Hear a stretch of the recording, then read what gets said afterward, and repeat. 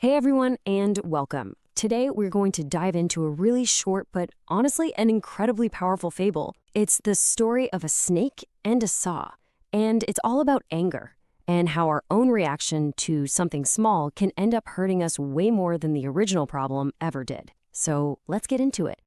All right, so our first section here is called Anger's Self-Inflicted Wound. That's a pretty heavy idea, isn't it? The thought that sometimes the deepest cuts we ever get are the ones we give ourselves. Let's unpack that uncomfortable truth together. Let me start with a question, and I bet we can all relate to this one. Have you ever been so mad that the feeling of being mad, that rage itself felt way worse, way more damaging than whatever it was that set you off in the first place? Well, this ancient story might just hold the answer to why that happens. And that brings us right to the heart of our explainer today. Let's jump into the story itself, a timeless fable of just pure blind rage. Okay, I want you to picture this. It's late at night.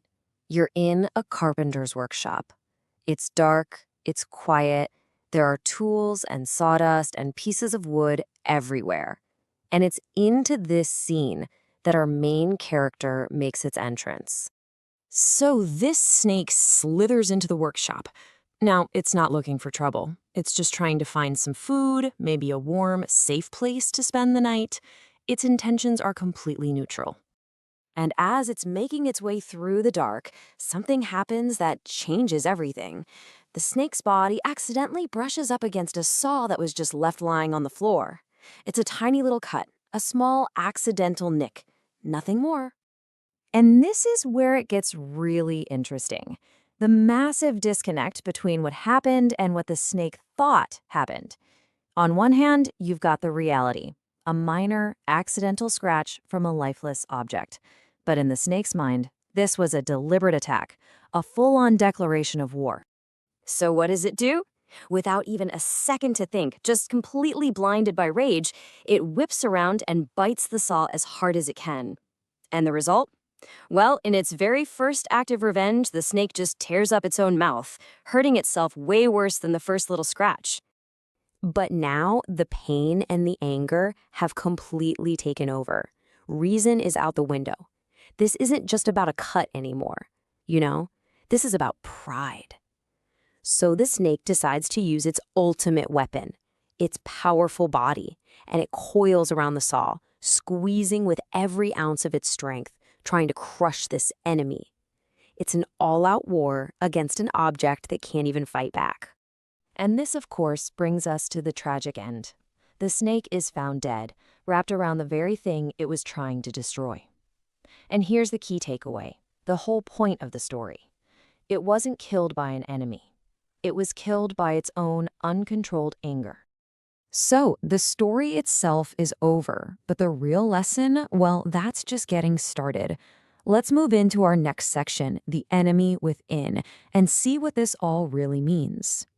This table just lays it out so perfectly. Look at the cause and effect here.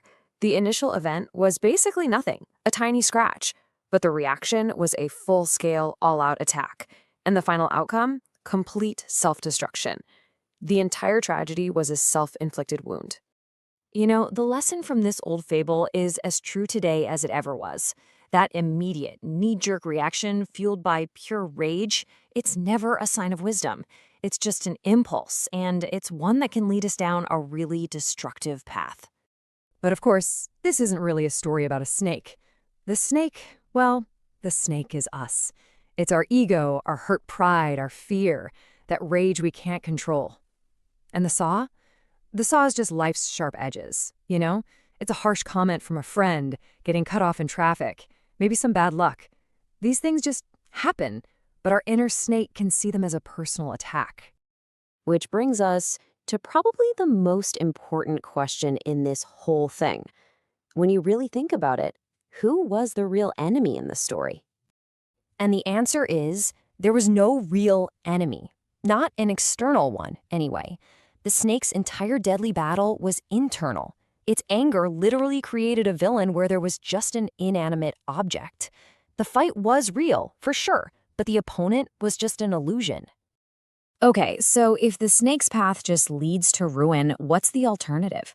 Let's talk about the solution here. A wiser path that chooses understanding and peace over anger and destruction. And it really comes down to 3 practical steps. First, learn to just pause. Instead of reacting instantly, just take a breath. Sometimes the best reaction is no reaction at all. Second, try to switch your mindset from anger to curiosity. Ask yourself, why did that happen? Try to see the bigger picture. And third, and man, this can be the hardest one, you have to consciously let go of resentment. Don't let it settle in and build a home inside you. Because in the end, real strength isn't about winning every fight or getting revenge for every little thing. It's about having the wisdom to know which fights are just inanimate saws and which ones are actually worth your energy. And so I'll leave you with this final, really important question to think about. What are the saws in your own life? What are the situations, the grudges, the people that you keep fighting when in reality,